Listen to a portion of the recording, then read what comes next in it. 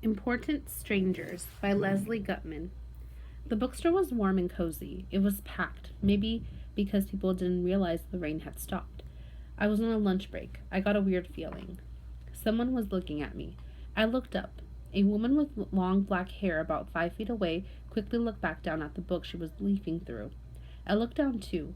More people came in the door. The gust of air that followed them smelled clean, as if it had been freshly laundered.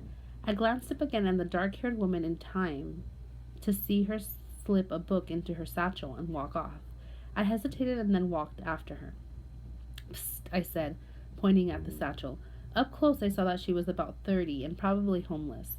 Her khaki coat was filthy, her hair matted. The satchel was bursting with her belongings. She gave me a sorrowful look. Then she handed me the book and ran off. The manager came up, having seen what had happened. The book was a journal designed for someone who was grieving. Someone like me. It was beautifully bound, the paper creamy and heavy. It had space to write the answers to statements like, I miss the way you, and it's hard for me to be without you when I.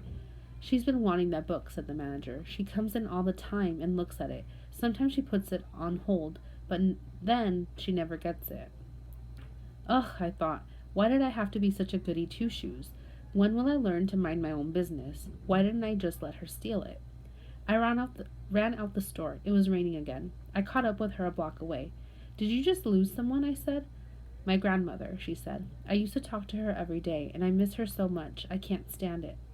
I told her about my stepdad, who had just passed away. His kindness had helped knit our family together for 18 years. I told her to wait a second. When I came back and handed her the book, we both stood on the curb and wept. For the first time since my stepdad died, I felt understood, as only a stranger can understand you. Up until then, I had felt alone in my grief. I was reluctant to turn to my family because they were grieving too. The love of friends had not been able to dilute my sorrow. But because the grieving thief and I didn't know each other, I had no expectations of whether I would be understood in my grief, and no fear of being disappointed if I wasn't. Since we wouldn't see each other again, I could be emotional without being embarrassed or scared it would drive someone away.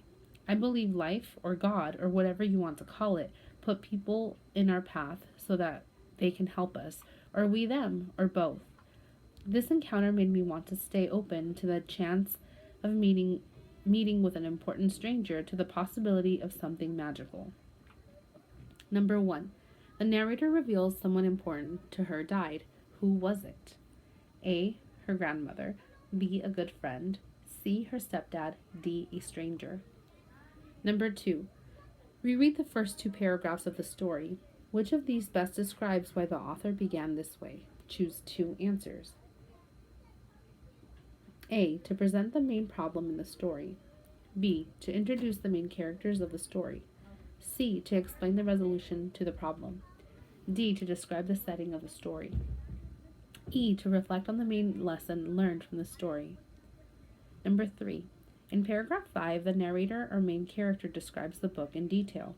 Why is this description important to understanding her?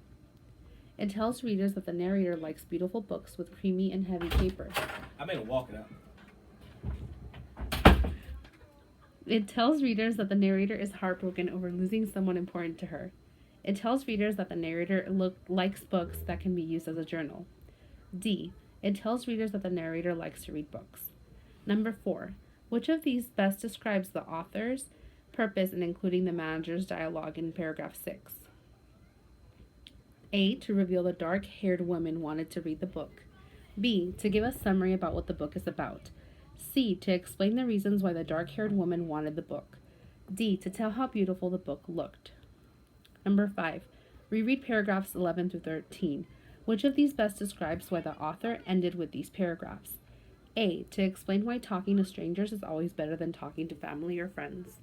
B. To persuade readers who are grieving to talk to someone. C. To show readers why it's important not to steal. D. To describe how the narrator was affected by her meaningful connection with a stranger.